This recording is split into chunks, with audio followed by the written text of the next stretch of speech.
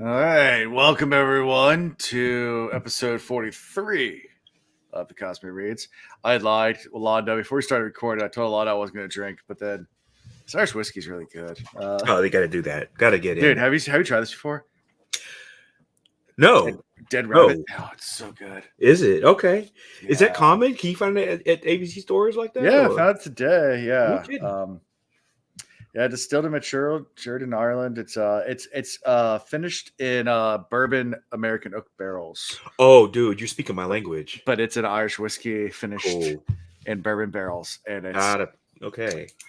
Dead Rabbit. Dead Rabbit. It's Writing good it stuff. down right now. If you want to sponsor us, I'll plug you every week. Send me more bottles.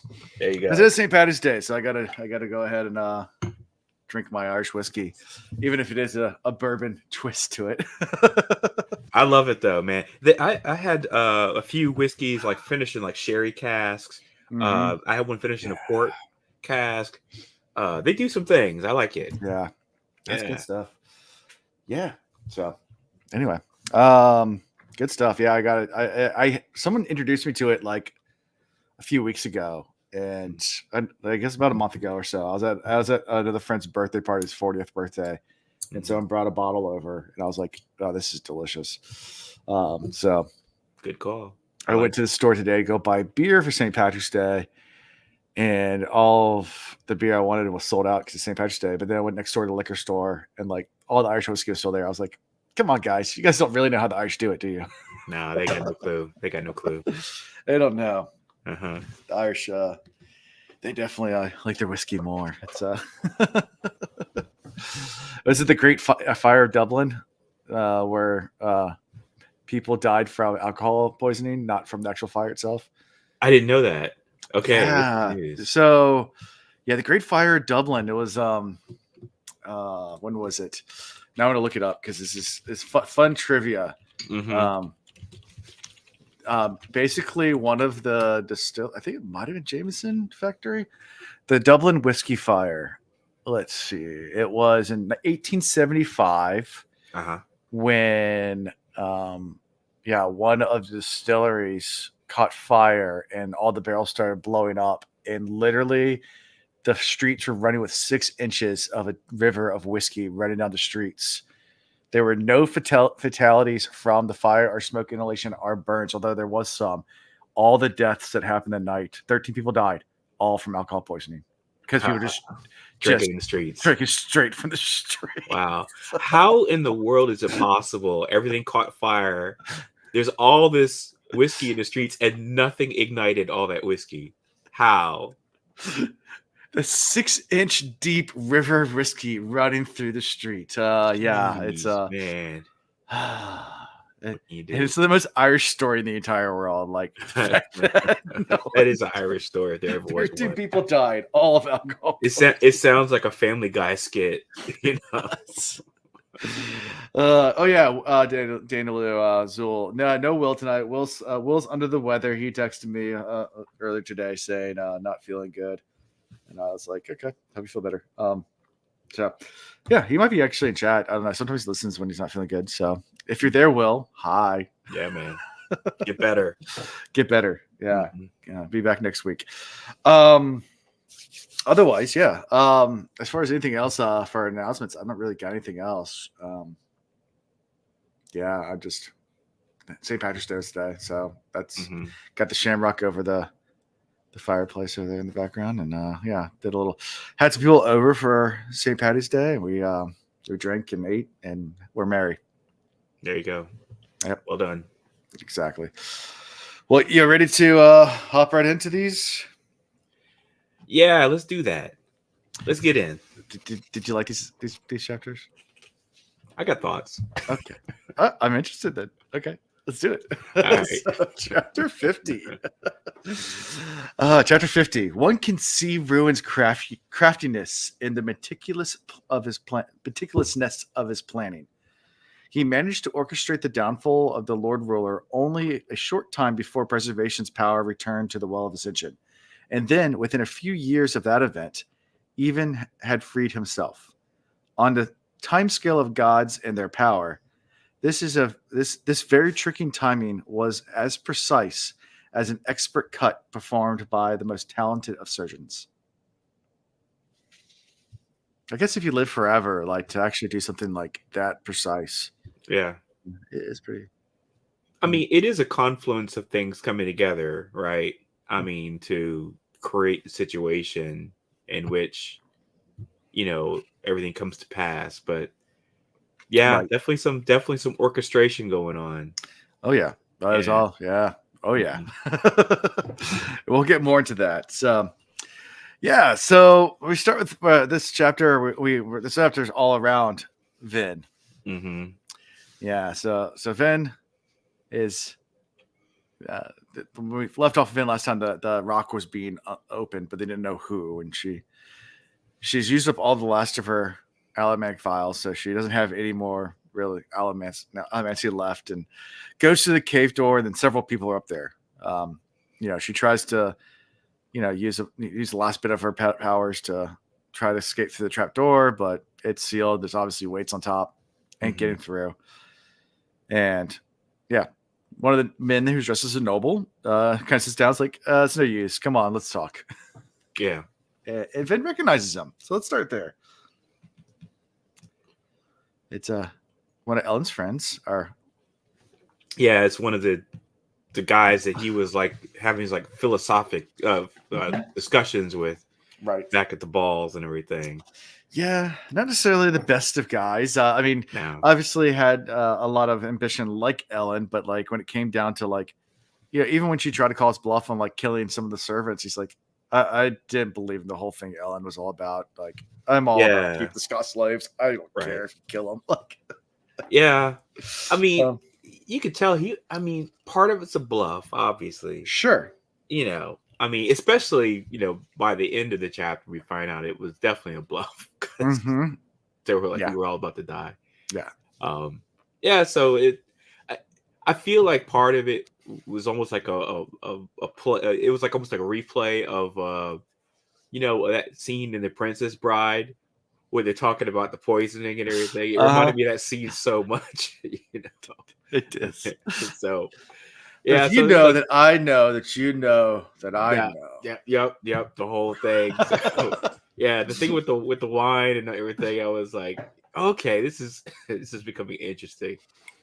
And then her idea, to try to burn Duralumin, to basically counteract the effects of the drug. Yeah. I found it interesting. I really thought it had a shot, to be dead honest with you. I was really thinking, I was like, there's a shot. This is going to work. Yeah. I really just thought it was. Didn't fall? Inconceivable. That's right. I love that dude. Princess Bride. I was like, I got a Princess Bride clip. Yeah, man, you got to have those. I mean, there's too many references in that movie, man. That's great. It's a great movie. Yeah. Anyway, so the whole ploy is that there's two bottles of wine, both of nice vintage. One is just a nice bottle, and the other one's drugged. And Hastings just comes out and is like, "Yeah, this one's drugged. Yeah, this one's drugged. This one's cool. Yeah, I need you to drink the drugged one."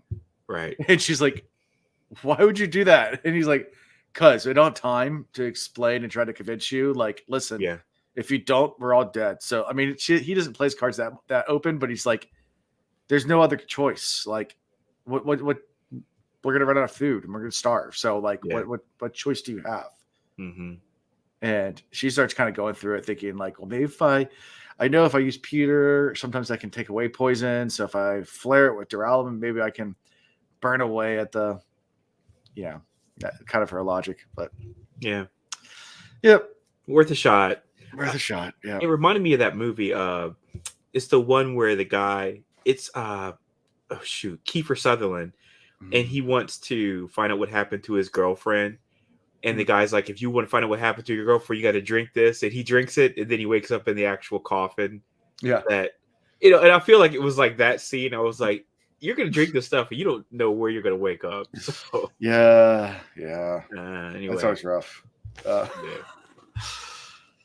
Yeah, the time we got roofied. Oh yeah. Definitely a roofie situation here. I'm like, yeah, yeah. So note, people out there, do not drink anything that's going to drug you. I don't care if it's by choice or not. It's never going to be a good thing. So I mean, I've had a drink that was drugged. I'm not sure what it was, but I mean, I blacked out. First drink of the night. I was with friends and we were able to get out of there. And I don't think the drink was meant for me. This wasn't for this beautiful face. I think it was a misplanting. So that's actually good to hit you then, so it didn't hit whoever the person was. It wasn't. Man, it was gross. So I'm like, oh man, like I'm never going back to that bar again. I have no idea who did it, what happened, but yeah, definitely. Wow. We're all drinking at a table and we all left at the same time to go outside and like hang on the patio and left drinks on the table because we were just going out there for a quick second. Mm-hmm. I think it was back when we all smoked cigarettes. I think we were going for a cigarette or something like that, like back in the day. Wow. And just left. It was like something where they didn't have ABC off, where you couldn't take the drinks with you. So we just all left on the table and came back. And yeah, jeez, we were in a co-ed mixed group. So yeah, I'm pretty sure it was a case of wrong glass. But weirdly enough, you just reminded me. I was at a bar one time by myself, and this woman got up and left her drink, and she asked me to look at her drink to watch her drink for her. I was like, you don't even know me. I was like, why would you ask me? You don't know me. I was like, fine. I mean, I'm a good guy, so I was like, yeah, I'll look after your drink for you. But I was like, do I look that innocent and harmless? Okay, sure. Alondo the puppy dog. I guess so. You're that really trusting face. Right. Let's just go with that. Yeah, it was a rough night. We ended up getting a cab and getting a cab home. I don't remember any of that. I was gonna say, do you remember any of it? I assume probably not, right? No. Jeez. I just know the next day that's what happened. So they probably just carried you around until you got home then. Yeah, a friend left with me. They ordered a cab and left my car there and then got me home. Jeez. Maybe you were the target. Maybe they wanted to extort you or something like that. This was back like college years. So there's no money to have.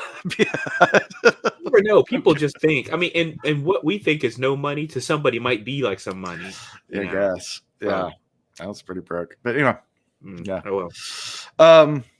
Who knows? Maybe just trying to rob me, steal my wallet, get the credit cards. I don't know. People do all sorts of stuff for next to nothing. For far less too. So yeah. Sure. Who knows? I know it was a long time ago. It was really weird. It was scary. I don't think I've been back there to that bar ever again.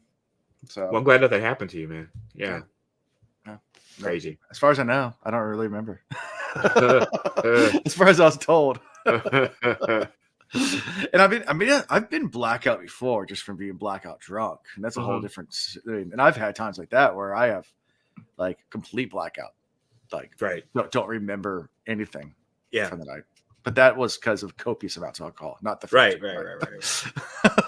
Holy cow! Anyway, so Vin feels the drugs start to kick in right away. She burns some Duralum and some pewter.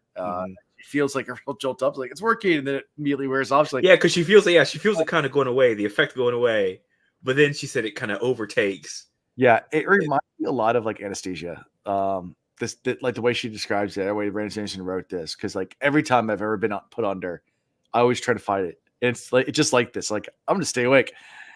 Oh yeah. Like I wake up and I'm in the recovery room. I'm like, and I didn't do it. I have never been under like with anesthesia. I mean, I've had like the localized stuff, but I've never been under because I still got all my wisdom teeth, all that kind of stuff. So I've never had major surgery. So I keep wondering, am I gonna be the one guy that's gonna be like, just like you just said? I'll be like the one guy who can fight through it and stay. Yeah, I've been under several times before, and every time I go under, I try to, hang on as long as you can. Yeah, try to count back from 10. I usually get to about 9. 10. Nah. You're already out. That's hilarious. And then I wake up and I'm in a recovery room like, oh man, what happened? Crap, it's over. I didn't make it that far at all. Like it's because you watch them put it in. They have like the big tube and they inject it and like it's into your IV and they take the big thing and they push it down like and night. It's best sleep you'll ever have. Oh really? Propofol? Do they still do the mask sometimes too, or does that happen? Okay, so it's all intravenous now. Mm-hmm. Okay. Yeah, no, it's just it was me. It was all through the IV. Mm-hmm. Got it. And Yeah. I don't know. It's good sleep. You're out. Wow. That's Crazy. Don't care about anything at that point. Right. So anyway, yes, falls unconscious, and that's how we kind of end this chapter. We'll come back in a bit. All right, ready for chapter 51? Anything from this in your notes, or anything you wanted to talk about from? No, I've gotten a little lazy about taking good notes now. Okay. So because usually I'm more interested in like my take, my like feelings about the chapter than I am about like whatever. And I know how I feel emotionally. I keep just checking my notes. I'm like, I remember all this stuff, so I'm like, there's no reason for me to take notes anymore. So I just stopped. That makes sense. Yeah. You just want to deal on all feelings. Yeah. So I just unload all my feelings here. Yeah. All my gripes. And the good stuff. And the good stuff too, by the way, just to clarify. There's good stuff on it. All feelings, no emotions, right? Oh yeah. There you go. Yes. I feel a way about things. And there's the end of the sentence. All right. 51. Once Ruin was free from his prison, he was able to influence people more strongly. But impaling someone with a hemalurgic spike was difficult no matter what the circumstance. To achieve such things, he apparently began with people who already had a tedious grip on reality. Their insanity made them more open to his touch, and he could use them to spike more stable people. Either way, it's impressive how many important people Ruin managed to spike. King Penrod, ruling Luthor at the time, was a very good example of this. Yeah, I mean that's good foreshadowing. I was like, this is like right now. I was like, oh crap! I thought it was gonna be something like back in the day. And it's like, it's like King Penrod. I was like, Penrod. Yeah, I was like, what? Yeah. So this is the fight chapter where Ellen just goes into this colossal army that's attacking the city, and this Joker goes berserk. Just goes straight Kill Bill. Just I don't know what analogy you want, but just John Wick. He goes John Wick on the Colossus and just starts killing everything. It just so nonchalant about it at this point. And turns off the emotions and just I mean, he's thinking philosophically about the entire time, but like not even caring, why won't you guys just get under my control? Like, how many more of you have to kill? And like, there's just bodies piling up around him. And he's like exploding like coins everywhere. It just, I mean, it sounds like horrific, And then when everything's done, it's like people are just sitting there, just like staring at him, just like, it's like their buildings are burning down behind him, and all they're doing is just staring at him like in awe. I mean, it had to be a sight, though. This guy just laying siege to these guys. It had to be a sight. And he was talking about how, he couldn't imagine how Vin could do it. And then here it is. He's just like, I don't remember the numbers, 300, something like that he killed, or however. He got them running back to Vin killing 300 people. Okay, that's right. Yeah, but I don't know how many. I don't know how many calls he killed. I mean, there's at least 10,000 of them. Yes, 10,000 in this group. But he's trying to kill just enough to get control. And he wanted to call out the Inquisitor. The Inquisitor that was going to be But then it's like the Inquisitor. Do you think there ever was an Inquisitor? That was a great question, because I was sitting there wondering. I was like, okay, whose control are they under? And if there was an Inquisitor, why would the Inquisitor bug out? If it wasn't an Inquisitor, who would it be? I don't know. I don't know. I didn't have a guess at that time. Did they say what the village was? I don't remember the name of the village. Yeah, they might have. I don't remember. So I can go pull the book up and look. Okay. Yeah, I don't know. Anyway, I didn't. If they did say it, it wasn't enough to to trigger a memory. Chapter 51. Fifth of the Mist. He's trying to use the horseshoe trick. Never could master it. Blah, blah, right. He gets to the use copper clips. He pushed himself to the vegetable behind him. He was worried about what to do with Fadrix. I'll just go through and see if there's any mention of a name of the city in here. Okay. I don't see one. Okay. I mean, I think he just said it was a small village, right? A small village. Right. Yeah.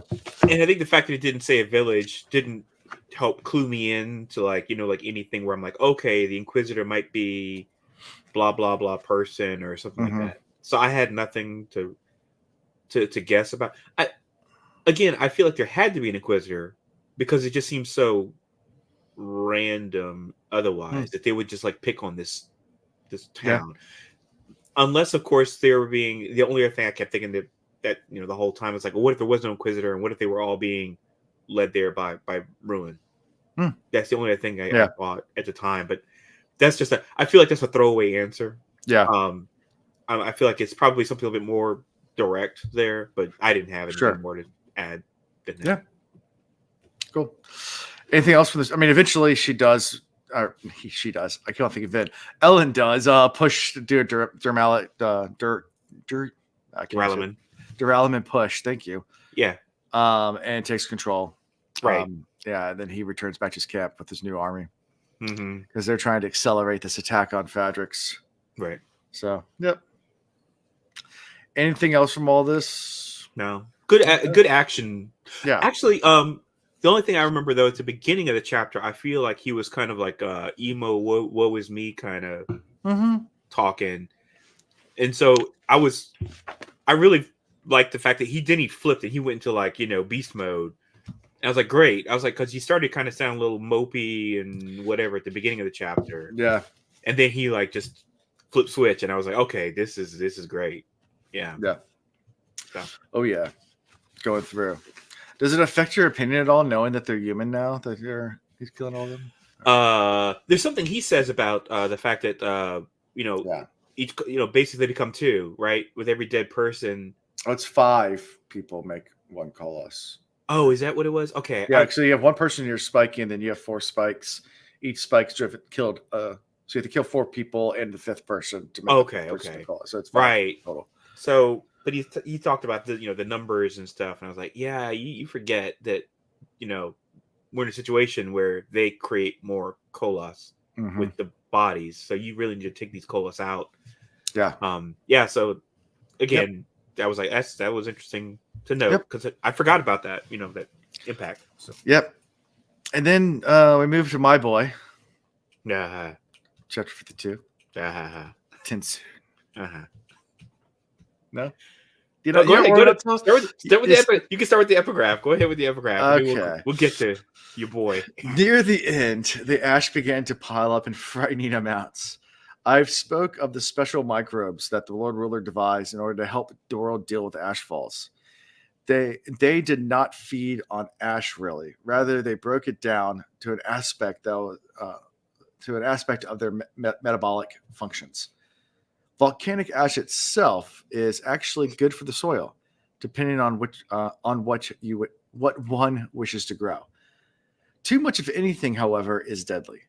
Water is necessary for survival, yet too much you'll drown.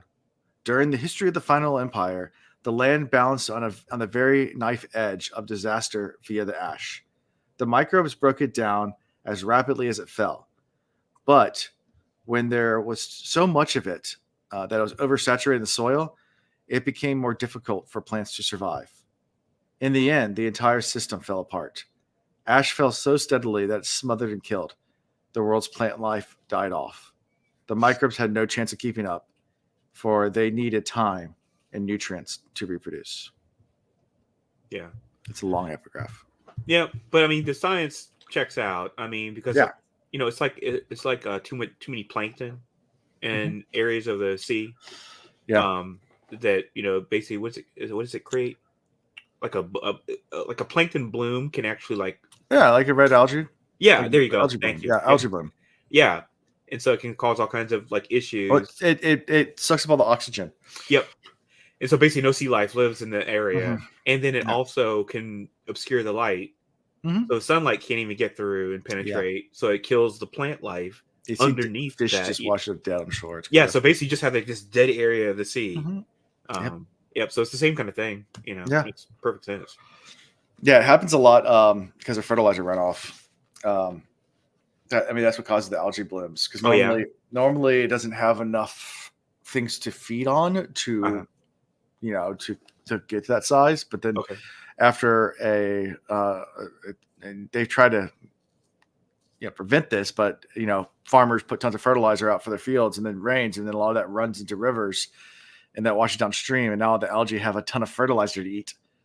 And they can. I didn't know it's from fertilizer. Okay. Yeah, it's what a lot of it's from. It's fertilizer. Wow. No kidding. Jeez. It's us. It's always us. Yeah, of course it's us. We're the assholes of the earth. We know it. Yeah. But fertilizer are just trying to grow our plants faster. It also happens to grow algae faster too. Yeah. Got it. Kind of makes sense, but consequences. Action, consequence. Yep. I'm teaching to my kids. My kids are like 4 and 6. I have to teach them action, consequence. Right. You do this, your Pokemon cards get taken away. Action, consequence. I keep watching these videos, by the way. People some of these old Pokemon cards go for like $10,000 and stuff. Dude, and I'm it's insane. It's crazy. I mean, again, I was never into Pokemon. My kids were into Pokemon back when they were like young, but I'm sure none of their cards were like worth like money. But still, it's just interesting to me that Yeah, I mean, it's only so. I mean, if the kids play, the only way they're worth that much is if like you bought the decks and immediately put them into like sealed cases, and stuff like that, and never took them out and never because they're only for the highest graded ones. So of course, yeah, it's like comic books, same thing. Yeah, even out of the packet though, like just by taking out the packet, you can damage it enough that it's not going to get a perfect grade. So it's, I mean, the same companies that do the comic books, like PSA does a lot of the cards, which I think they do comic books too. Because I know Beckett is one of them. Yeah, PSA, right? That's one I've heard of. Yeah, I think CGC is getting into card and video game. They're creating video games now. Oh yeah. I think that's pretty cool. There's one. I think it was like a Pawn Star episode or something like that, where the guy had like a unboxed Super Mario Brothers, like original Super Mario Brothers, still in the original factory package. Oh yeah, so, like sealed, like the plastic sealed and stuff was. Yeah, plastic sealed box, display box. Wow.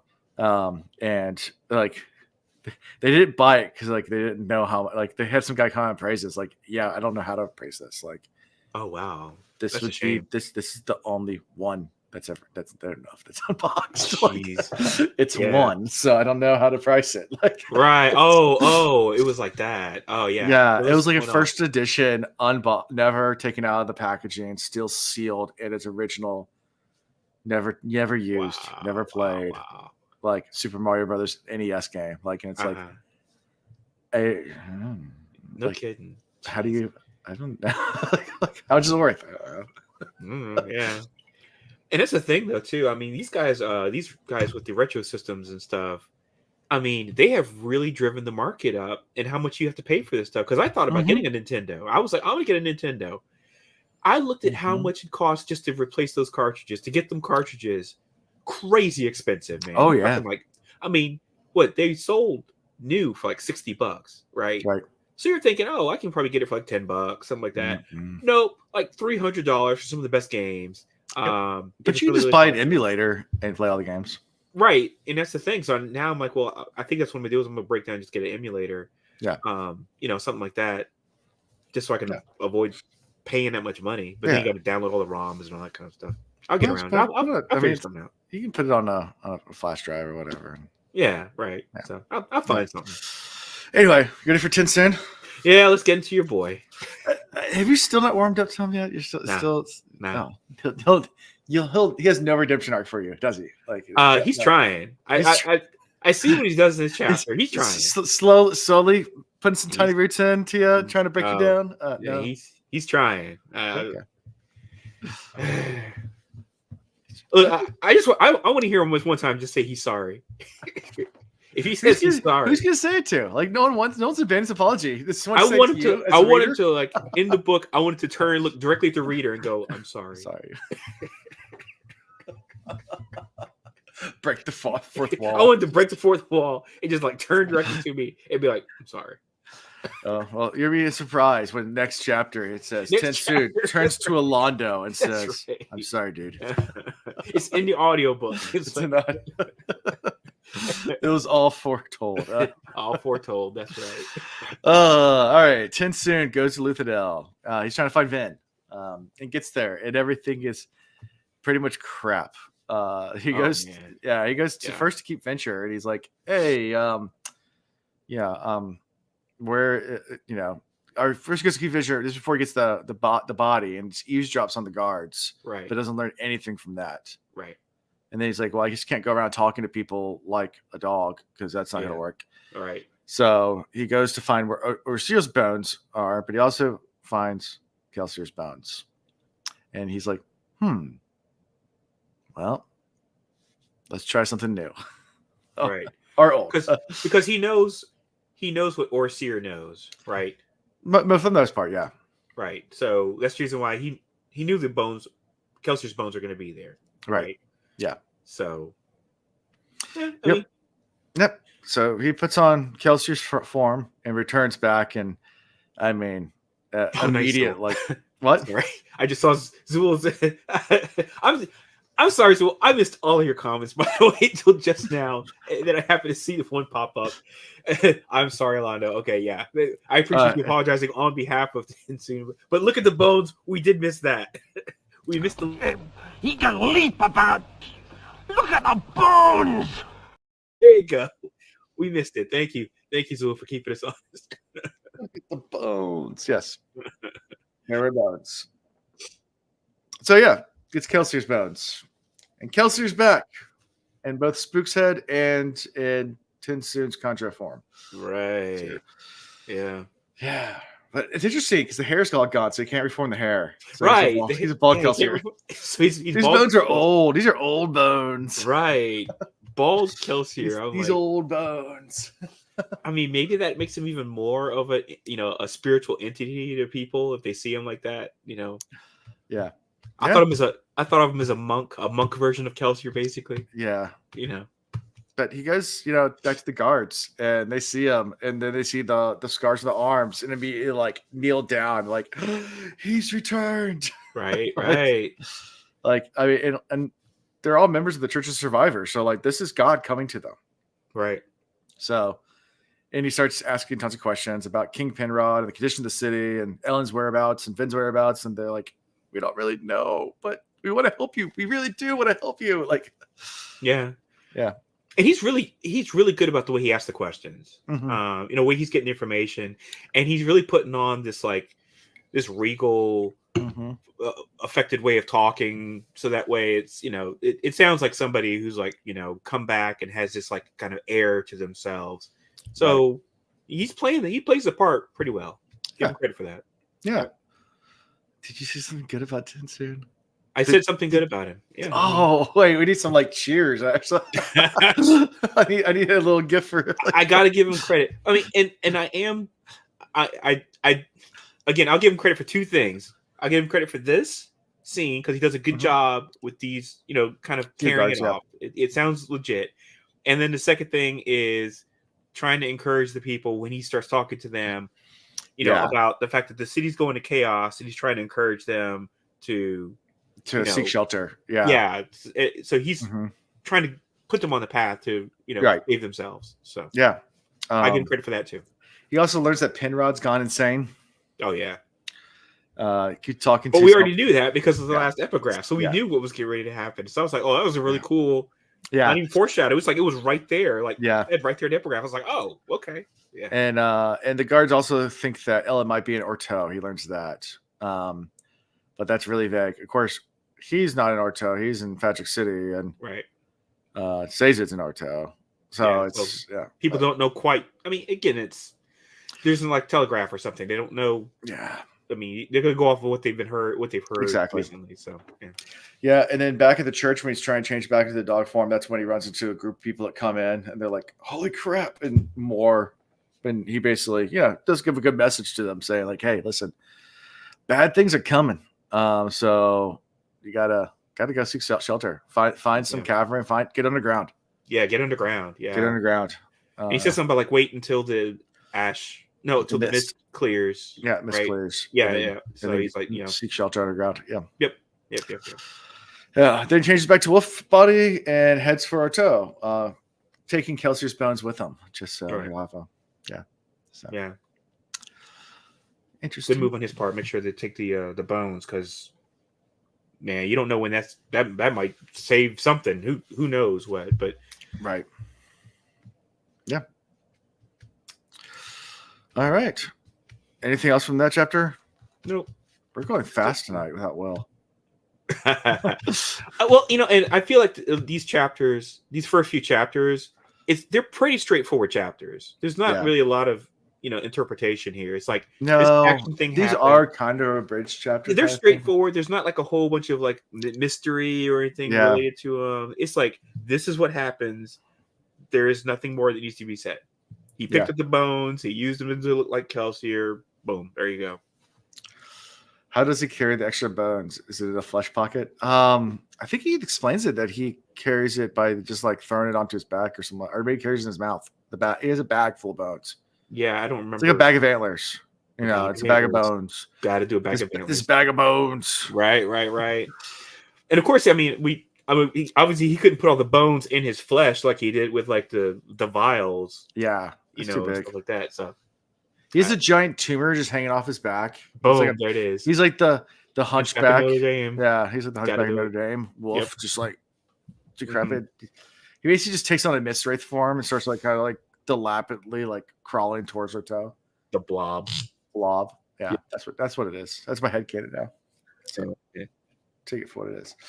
Chapter 53. Are we at 53 already? Yeah, we are. Yeah, 53. All right. 50. Are we at 53? Yep. Okay. 51. Yeah, I guess we are. Okay, yeah. Yep. We'll get 5. Yep. And we're up to 54. Yep. So we're at 53. Yep. Yep. All right. 53. Oh wait, I need to get something else. Keep talking. Give me 1 second. Okay. Gotcha. Never mind. I got it. I'm looking at dual stuff with the bones. I haven't been dropping. I haven't been dropping no E's. That's from Lord of the Rings, right? I haven't been dropping no E's. Yeah. There you go. A Fellowship of the Ring. That's right. Sam. I think it's Samwise Gamgee. Yep. Says it. Yep. And then how does he carry extra bones in a flesh pocket? Yeah, flesh pocket. That's what we're gonna go with. Flesh pocket or bag of bones in the back. There you go. Yeah. One of those two. Chapter 53. The pact between preservation and ruin is a thing of gods.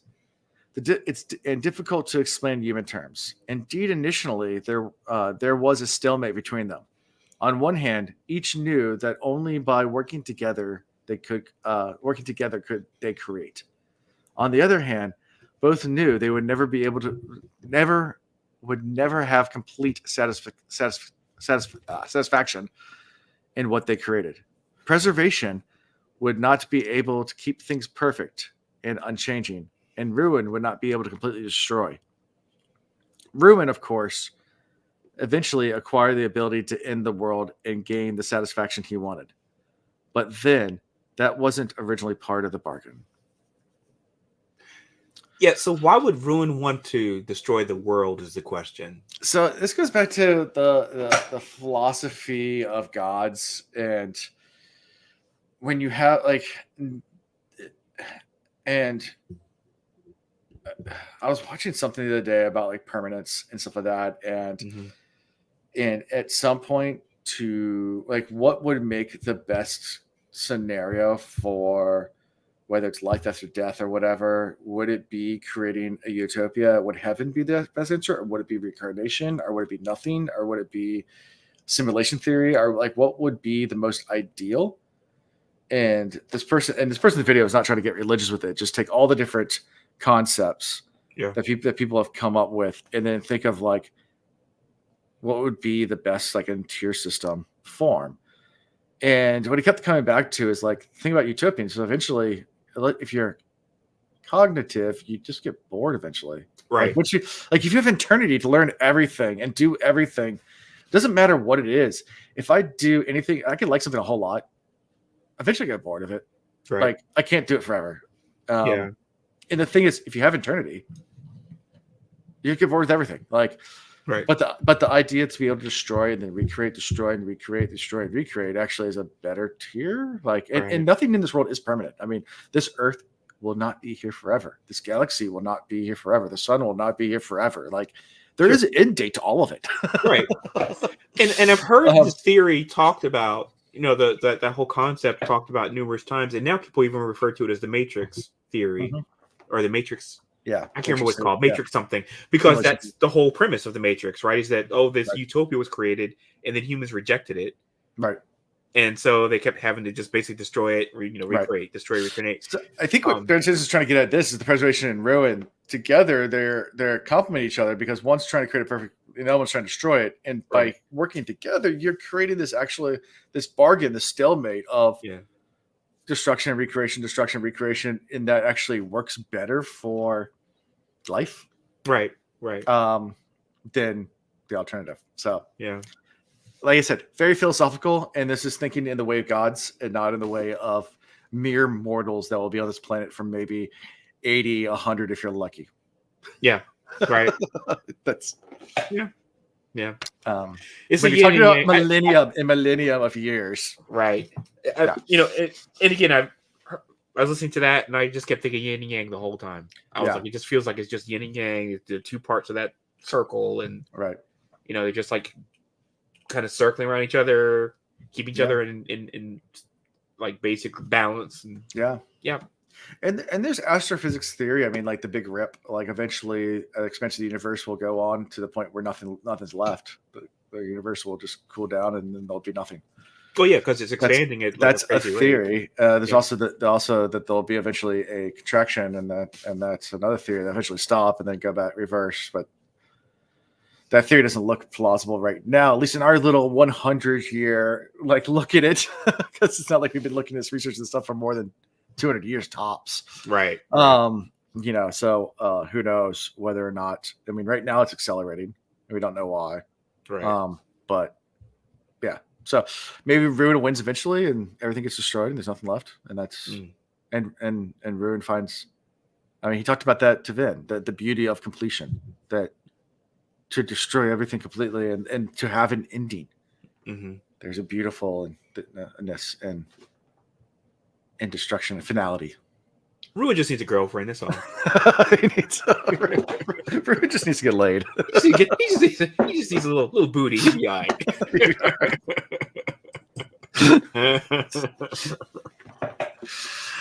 He's been reading too much Sylvia Plath. He's just like very like down. Oh no, Sylvia Plath. Oh no. Oh my gosh. Everyone's dying. Everything sucks. Everything sucks. Oh my goodness. Sylvia Plath. So there you go. That's that whole set of emo writers back then, man. I loved them though. They were like that whole just, oh man, the world sucks and I'm on the edge, and love it. I think it's Sylvia Plath that, like, you know, you're born and then you start dying. Like that was like one of the things that she always like. Anyway, so. Didn't she have an influence on Hemingway too? Yeah, I think so. She like kind very of much like So he was everything because he was already you know, a war and all this stuff that he had been through. He was already in a bad place, and then he meets her. I'm like, oh no, you talking about the worst two personalities to come together. And Ruin just read a lot of their late works and just got down on himself. It was like, I just want to destroy everything now. Oh my goodness. Oh wow. He needs a hug. That's what he needs. Yep. Again, a hug and some booty. He'll be all right. He'll be all right. All right, we're Spook. So Spook's talking with Deldra, who tells him that she's half Ska, and that she was going to be. She told her like the whole backstory. She was going to be executed, but was saved when the Final Empire was overthrown. Like she was actually caught, was getting ready to be executed, and and the Final Empire fell apart, and no one really knew what to do. So they're just like, I guess we're not doing this anymore. Okay. Oh, okay. Question. Because I don't know if I glossed over or listened to it too quickly or something. She was going through the whole thing about her father, and was it her father was supposed to be with somebody else, and then he ended up with a Ska woman? Chose a Ska woman instead. I can't remember that part. Yeah, but I think like he kept like, I don't know. Let's see if I can find it. I feel like I might have glossed over it too much, and then I thought about it after the fact. I was like, wait a minute, wait, what? Was he betrothed to somebody, or was she just saying it in generalities? I didn't catch it. Let's see. She said, "No, the Lord Ruler. I was a good little nobleman. I always gave my payments to the obligators." Okay, that's not it. Sometimes I wished they would take me over. I had to do what? I don't know. I don't remember the top of my head. Someone might be able to correct me. No worries. You know how it is with the audiobook. When I'm listening to it, to go back and pinpoint a particular thing is a little tougher than if I had the book and I could just flip back a couple pages. I know what you're talking about, but I can't remember exactly what it was either. And it's not a big deal. I don't think it's probably really germane to like any major story points or anything. Let's say, why would okay, here it is. My father wanted a child so desperately. My mother was barren. He had two children with another maidservant. My mother approved. It's like, why would he do something like that? And I was like, I mean, why not pick a noble woman? No, my father chose a servant woman. I guess he fancied her or something. Yeah. There it is. Okay, yeah. So that part, I was like, what? Wait, what? Yeah. And so it was his mom was barren, and so it was kind of like Midwife's Tale type thing, where his wife his wife actually approved of him doing this. And like you said, it's like Handmaid's Tale, right? So it's like she basically was kind of given the blessing for him to lay with the ska woman that she had obviously. And then that's where Spook's like, well, why didn't you just pick another widow woman and like just leave her and go with someone else? And it's like, I guess he liked the maidservants, I guess, you know. Or maybe that would have been too much of a challenge to the wife, you know, because I mean, then it would be like, oh well, divorce and remarry. Maybe that's a reason too. I mean, I can see that being something she'd be worried about. Yeah, true. Then Beldra actually tells Spook that he's like Quillian, which Spook's like, no, I'm not. No, I'm not. No. Spook was not having that. Nope. And they get to talking a little bit about the life of Kelsey's crew and Sazed and Breeze, and they're talking about how, just how things were. And telling her that although he's giving orders right now, he's not really in charge. Tells her all that. He's talking a lot of stuff. Right. He seems like, and was this the part where he kind of gets a little offended that said that Sazed's like commanding him?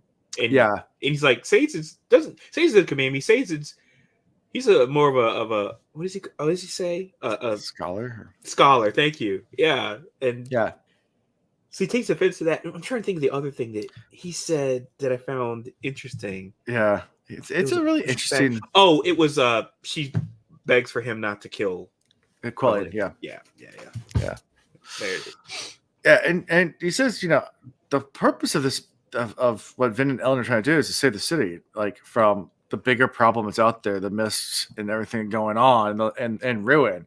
Right. And we won't necessarily hurt Quill if we don't have to, but he's kind of in our way. He's also kind of an ass. Yeah, he's kind of an ass about it too. So I don't know if he's gonna kill himself over this. Like, if he just stepped aside, he would not die. Like, not at all.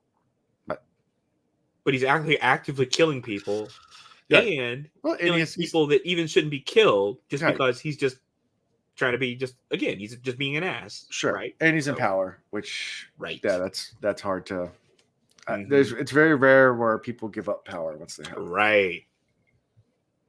How many times does that happen? Where it's like, I promise I'm going to give up the power after blah, blah, blah. And then it comes time to give up power. It's like, I need to keep the peace by keeping this power. You're like, There's a few people throughout history that did it. And they are so rare. It's like the 0.00. George Washington's actually one of them. Because they actually tried to give him like make it permanent. Like an emperor for life, basically. Yeah. And he refused. Yeah. So I mean, he had other skeletons in his closet about other stuff, but he did do that. There's been a few. They exist. Absolutely. They exist. It's rare. That happens. And it's one of those things where someone was saying like America is one of those really interesting things where every 4 to 8 years we have a peaceful transition of power. Yep. Or in the modern world, it's pretty rare. I mean, Well, there are a lot of super rare. Yeah, We are there a lot of and now Western civilization is very common, but back in the 1700s, it was really rare. Yeah, when America was first founded, it was extremely rare. But I mean, I guess you had the British Parliament, but the kings, the monarchies. I mean, I guess it was after the Magna Carta, but they still had a lot of power then. Because I mean, you think about King George and everything. Yeah, I don't know. I have to go back and look at my British history. Maybe our British listeners can inform me, include me. And I used to be all up on top of that, and then at some point in time, I just said, I'm not paying attention to this anymore because it's just kind of I don't understand why we pay so much attention to British history, and the monarchies and all that stuff, and we ignore so many other leadership chains throughout history that are just as well. They do intersect a lot, though. I mean, I will say that about British monarchies, they intersect so much with Spain, even Russia. There's like so much stuff that. Oh yeah, they're all interbred. Yeah, that's. Oh yeah, they all and this cousin and blah blah blah is it set up this thing, and they went to the Netherlands and took over this thing, and this person was able to rule France because there is something called the Habsburg chin. Because yes, I love every time they do a depiction of that in animation. It's always just like this huge, just like bulbous thing. I love it. I mean, it's a direct product of inbreeding. That's what it is. But it's the Habsburgs that ruled Austria, the whole Roman Empire for hundreds of years. Does it have a dimple in it too? I think. I don't know. I can't remember that part, but I know they always show it. It's like a gigantic chin, and like its jaw couldn't even work well. It was one of the Habsburgs that had it really bad, but a lot of them had it. Anyway. Right. Yeah, they probably had that click jaw thing. Yeah, that's right. They probably couldn't. Yeah. What is that called when you have that little click? It's like to something. Whatever. Yeah, I don't know. It really doesn't matter. It doesn't matter. So anyway, after this whole talk and saying that he won't harm Quill if he doesn't have to, he leaves to go out the city. Spook goes out of the city. He goes to his trade contacts, and then to Dern to just talk about helping people clean up the canals, and make sure that people aren't drowned if they're refilled. Like he's trying to spread the word. Right. Spook and Dern then go to various taverns and meet with town folk. Just to kind of keep up Spook's reputation. So he gets kind of paraded around with Dern. So they're trying to spread these rumors. I mean, and he's doing it. I mean, Spook is looking like a deity, right? I mean, he's got these amazing capabilities. He's got the wrap over the eyes. I mean, he really is playing a good role. What do you think will happen when TenSoon gets to Orto? Okay, so if he puts on the Kelsier bones, right, that's going to be really weird. Because, I mean, and by the way, let's give so much credit to Will for these theories he's been putting out. The earring theory, great. If you've been a recipient of hemorrhagy, regardless whether it's purposeful or not, that it makes you much more susceptible to ruin.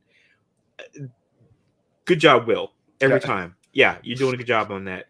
I feel like if Kelsier shows up, in the TMJ, that's what that is. There you go. Thank you. But if Kelsier shows up and Spook is there and Quelio, who's doing everything against Kelsier's name. Yeah, and then I don't know what kind of relationship TenSoon and Spook have. I don't know. I don't think they have any. So that's gonna be very, very weird, right? Because obviously, TenSoon Kelsier, we'll call him Kelsier. Not ruin or Spook's mental Kelsier shadow if they're talking to him. TenSoon, if he comes up in that form, he's not going to bless either or, which is going to be a problem for both of them. And then what happens to Spook's mental state in that moment where he's like, but Kelsier has been talking to me, but now there's a different Kelsier. Man. And remember, we just read the thing about mental states, how susceptible you become to ruin Oh yeah. if you have I mean, mental issues. Spook has a rough trauma history. I mean, Yes, exactly. he's Which is the same thing that happened. Now we're figuring out with Vin, right. which is why he's been using her brother this entire time through the little accidental hemorrhage, through the earring, and then we're finding out that Ruin's been there the whole time, parrot on the shoulder, and not looking good. No. But interesting that mental illness is playing so much of a place in this book, and we didn't even know that was going to happen. Yeah, that's been good. I like seeing that unfold. Yeah. So that's what we end the chapter is just with the taking Spook on tour. Yeah. World tour. Yep. Gotta do it. So we get to the final chapter for tonight. Yep. Preservation's desire, chapter 54. Preservation's desire to create sentient life was that eventually broke the stalemate. Was that what eventually broke the stalemate? In order to give mankind awareness and independent thought, Preservation knew that he would have to give up part of himself, his own soul, to dwell within mankind. This would leave him just a tiny bit weaker than his opposite, Ruin. That tiny bit seemed inconsequential compared to the total vast sums of power. However, over eons, this tiny flaw would allow Ruin to overcome Preservation, thereby bringing an end to the world. This then was their bargain. Preservation got mankind, the only creations that had more preservation than Ruin in them, rather than a balance. Independent life that could think and feel. In exchange, Ruin was given as a promise and proof that he could bring an end to all they had created together. It was the pact, and Preservation eventually broke it. Now that part caught me when I was listening to this, and it was like this whole thing. I was like, and then it said, "And Preservation broke it." I thought it was going to be the other way around. I thought for sure it was going to be and ruined it. It's like, nope, and Preservation broke it. I was like, what the? That was a good one. That was like a really great epigraph. So I loved it. Yeah, huge fan. Yeah, I like. Thoughts? I like. Oh man, when someone pulls a bait and switch on you, I love it. I'm like, okay. Preservation broke the bargain for eons. Yeah, how? For eons. It doesn't go into how, but nope. It was Preservation's fault. They had a good deal going. Yep. So Ruin had the promise that he could destroy everything whenever he wanted, but Preservation was like, "But I get mankind, I get all sentient life," and then Preservation ruined it of all things. Yeah, done messed up, Aaron. You done messed up. That's right. So Vin awakes in chains. Yep. Surprise. No. Surprise no one. Come on. And immediately she's like, oh, they're metal chains. Awesome. And then she realizes she has no metals in her stomach at all to burn. And Yeoman's taking lots of precautions. And Yeoman comes in and explains all the precautions that he's taken. Oh, yeah. Basically to keep Vin from escaping. Yep, like a Bond villain. Oh, straight up, trolley mustache and all. Absolutely. Yeah, trolley eye tattoos. Just going through. Yeoman took Vin's earring to examine it, and he's confused by it. He's like, "It's silver, which is not an elemental metal, and there's bronze, but there's hardly any bronze in there. And bronze is the most useless because it's just the seeker. You got to hear it. Who cares about that?" He's like, "Why would an elemental carry this around?" And he can't figure it out, and Vin doesn't give him an answer. She's kind of defiantly just like, "Matt." Yeah, none of your business. So he gives it back to her, and she puts it on, and then immediately, like, Rue gets in her head, like, kill him now. Yeah, man. Immediately, if we didn't have the theory from Will, this immediately puts it like right there in context, right back in the head. Like, come on, kill him. Through her brother, basically. Through her brother's voice. Yep. One of Ellen's soldiers is there as well. And wants to, I guess, proof that Vin's okay. There are a lot of questioning him, but there's all these rules around it as far as how she can answer and those kind of stuff. First they have to verify that she's still alive and not a Conjure impersonator. So they ask her, like, what would you have for breakfast or something like that the last day?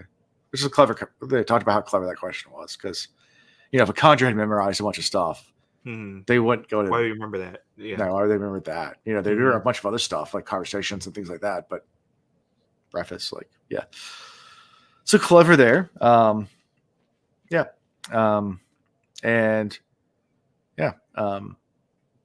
Anything from that before we get to Yeoman's final decoration?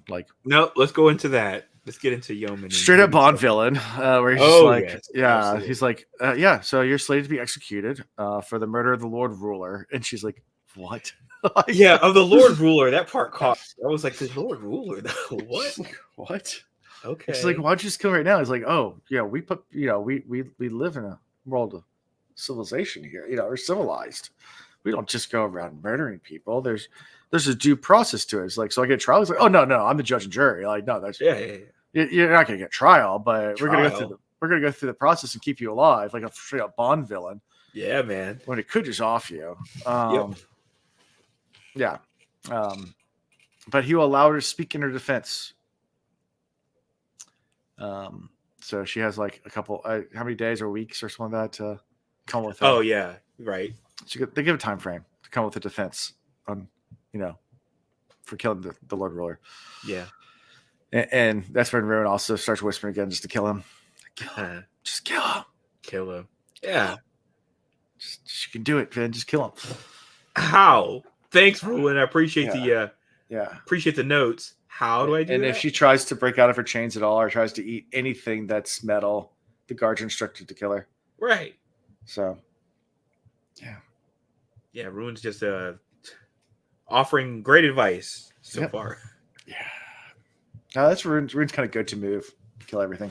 Yeah. He's a one-trick pony. That's all he's got.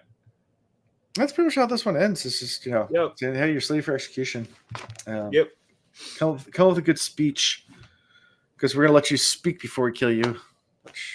If you're the judge, the jury, executor, why don't just kill her? Like, I don't know. Like, I mean, in the real world, not in any kind of plot device world, they just shoot you. Like, there's if you get caught by a gang or anything like that, or any kind of there's no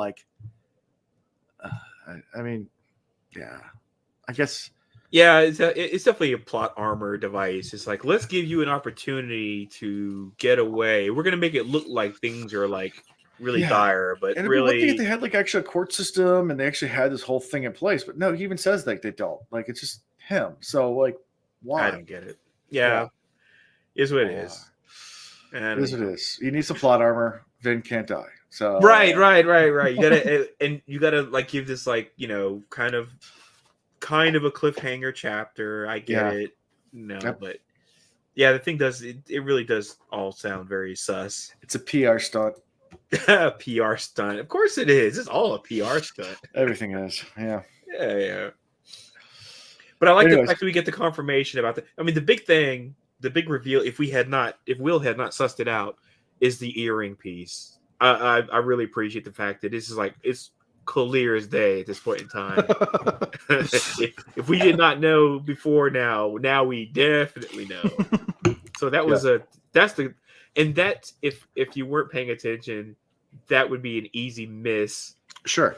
If you think it's much about this, this trial and everything, but really the big thing is ruined in the earring. That's the big thing. So, right. Yeah. It happens in the book. I mean, almost immediately. But like you said, it's kind of, if you did not already suspect that, then it probably you could have passed by it. I implore you eventually to go back and reread lots of these books. Oh, yeah. When I get an opportunity, when we start getting through all the theories and everything, and we start getting more and more the 16, blah, blah, blah.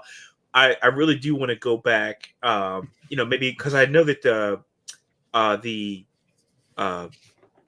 Wheel of Time books all have these chapter summary things and whatever. I would probably use something like that similar for the Cosmere books and be able to go Sure. back and just kind of like skim and see like where stuff aligned. Sure. Kind of get the reveals of like, oh, well, they talked about this thing so far back. It was always sitting there. We just missed the little breadcrumbs. Yeah, because it wasn't the main part of what they were talking about at all. Like it's just kind of in the background, and there's lots of stuff in these books, little breadcrumbs everywhere that you find that even have bigger overarching outside of Mistborn that they would just sprinkle it all in there, and it's just like holy crap. Yep. Yeah, so that's it for this week as far as the chapters go. Any thoughts or anything else that you had or opinions, theories on where we're going? Theories. I didn't really have any theories because, again, like we said earlier, the reason why we went through these chapters so quickly is because it's all pretty straightforward. Yeah. The only chapter that kind of went off of that straightforward narrative was the chapter with Spook. Yeah, it kind of brought the preservation breaking the epigraph where the preservation broke the tap. Well, yeah, now that part, that's the big bomb of everything we read, and that was, man, that's got my mind spinning. I mean, again, it's such a heel turn. You think to yourself, it's always the villain that messes things up, right? And it's not. And I'm like, oh crap. The non-villain actually screwed things up. I was like, how? Okay. So I loved it. At this point, like, what are the mist? What's the mist spirit? What's because we haven't talked about the spirit in a while. Yeah, we haven't. We haven't seen the mist spirit. Yeah, not in a while. The last book, I think, right? I think the last book. Have we seen the mist spirit since then? In this book? No, I think we've seen this book, but not much. No, wait. Didn't Ellen see the mist spirit? Yes, Ellen did. Right there you go. Okay, so. Yeah. There you go. All right. But Vin was hunting it for a while. But that was last book. But yeah. Yeah. So I don't really have. I mean, it does seem like preservation is really, if it's just the mist spirit, we haven't really seen much influence of preservation right now. We're seeing ruin everywhere, right? Yeah. Why does the mist have it for the Ska? It's only killing Ska. Yeah, well, we got to find out more about that. I mean, obviously, now Ska is one of the original races. Yeah, it's not like Ska was like an engineered bio entity, whereas a lot of others were. Well, the nobles were all. But the nobles were all of Allomancers. Nobles were created from Ska basically, and just given allomantic powers from the original, which is of preservation. Which is of preservation, right? So, but still, they're all related. They just have like elevated capabilities. But Ska don't have any preservation. They're not of preservation at all. That's not true because preservation said all mankind. Sure. Okay. Yeah. The pact. Yes. Right. You're right. So I'm thinking that way. Now, if you're saying that's changed. No, you're right. Okay. Because I mean, again, I'm just telling you my interpretation. So I could easily be wrong. Yeah.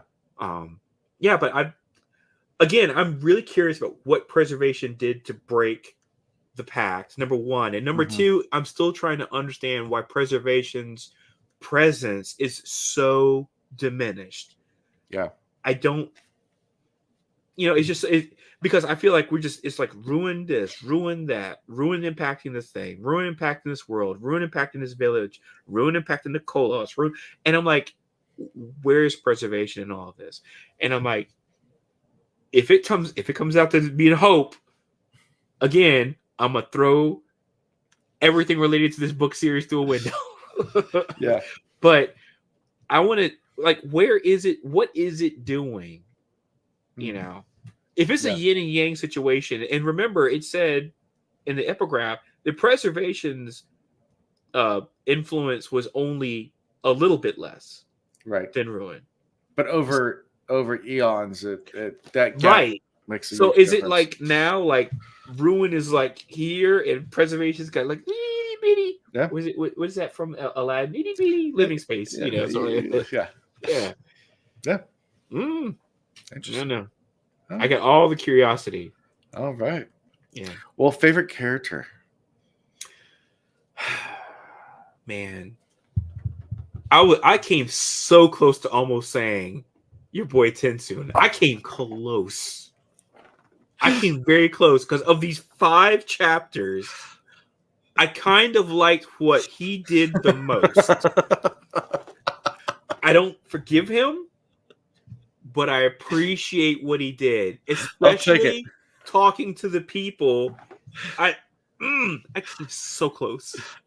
So close. But my favorite person actually was Beldre. Okay. Yep. Okay. She, the whole thing, she's talking about like the background and her dad and all. And I was like, okay, yeah. I was like, because I love a good fleshed out character. I feel like she was kind of getting the short end of the stick, and then I feel like she's kind of explaining what this guy. She's kind of coming back and explaining her piece. So I liked her. Yeah. Yeah, but TenSoon came so close. I'll give it TenSoon. That'll be my character because he was great. This yep. He did. I mean, I'm not gonna knock it. He had a great chapter. He did. He's working that redemption arc, man. He's trying. He's trying. Again, I want to see him look right. Look me dead in the eye. Break the fourth wall.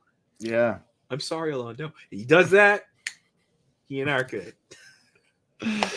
Well, next time we'll be doing 4 chapters, 55, 56, 57, 58. That takes us through the end of this part. Oh, that's right. Yeah, because I think you said that this part was like 10 chapters. Yeah, and then we have part 5, which is the final part, I think. Oh wow, already. Yeah. No kidding. We're getting there. We are making some moves. It's a very long part. Oh, that's why. Okay. Yeah, it's like half the book is the final part. Yeah, because I mean, even though we're like at chapter 54, there are so many of these chapters that are like short. So it sounds like we've like really like made crazy progress. But it sounds like that, but then when you realize that this book has how many chapters in it? 82 plus an epilogue. Yeah, 82 plus an epilogue. So we're but some of these chapters are like 9-minute reads. Yeah, some of them are very short. Some are crazy short. So yeah, and that's why we're doubling our quadrupling and up even more. Yeah. Quintillion up. Some of these chapters. Right. Because it's because they're so short, we can cover more chapters per week than we would before. Like in Final Empire, it was like 2 or 3 a week. We're doing like 5 because they're so short. But yeah, so. Oh, got to go back to one thing that I don't know if it was Zool or somebody else that asked the question, who do you think is writing these epigraphs? I have now been obsessed about that, and I am no closer to an answer. I am no closer. I still feel like there's multiple authors, obviously. Okay. That's how I feel right now, and I'm standing by that until I'm told something different. But they're so all over the place. Some of the stuff is like recounting history. Some stuff is like now current time, and I'm like, I'm so perplexed. They're I can't wait. Take it. They're not in chronological order, I don't think. No. Again, they're so all over the place. I'm super curious about it. I really can't wait to find out or be able to figure out how it all comes together and everything. But looking forward to that. Yeah, I think it was Cosmic Connections. Okay, that's right. Yep, it was one of our guests. Yeah, but and it's a great question because now I'm obsessed thinking about it. Because then I went back and I started listening to some of because it's easy for me on the audiobooks to listen to the epigraphs because it's the first thing that plays. Yeah. So it's like it's easy for me to just like rewind and just like listen to like a couple minutes. And but nothing right now. Is obviously pointing out like, oh, this is all being said by Sazed. Sure. Nothing right now is like pointing there. So yeah, so we'll get through The Beautiful Destroyer. Part 4 will be done at the end of next Don't week. forget, we need to go back at the end of the book and talk about the actual part titles and understand what they're about. Well, this one, I think this one we talked about, but we have to go back and do the other ones. Yeah. Yes. At some point in time. Yeah. And just for a little housekeeping, I know I should have done this beginning. I'll talk about it next week too, because in 2 weeks, Sunday actually falls in Easter Sunday. And I think I'm free, but I have to still check like whether doing Easter dinner or something like that with family. I don't know. Okay. But we still have to put kids to bed, so I think I'm still able to record Easter Sunday. But if you can't, that's fine. I mean, if we either switch things around, we might switch things around. I don't know. We'll see. Okay. Yeah, we can always do the other day, like we did that one time. It's like Super Bowl Sunday. We did Super Bowl. Yeah. Yeah. So we'll figure it out. Anyway, how we can be found is at thecosmereads.com. You find all sorts of cool things like links to our website, links to our Discord, our merchandise, Patreon, all that fun stuff. Also, as I have to say, don't forget to like, subscribe, all that fun stuff. Helps the algorithms. Write reviews, do all the fun things, and I think that's pretty much all I got for this week. So until next time, guys. Thank you for watching the Cosmere Reads. Gosh dang, gosh dang fresh. Gosh dang, gosh dang fresh.